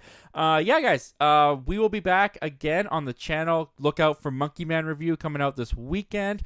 And we got Members Talk Live on Saturday. If you want to become a member and join us on the show, we do that Saturday at 10 a.m. Pacific Standard Time to 11 a.m. Pacific Standard Time. All the information is down in the description below. Check it out. We'd love for you to join us on camera and join the show. Other than that, you can expect that to be posted on the replay on Monday. And next week, guys, we will be back with Zach Milne Talks Live.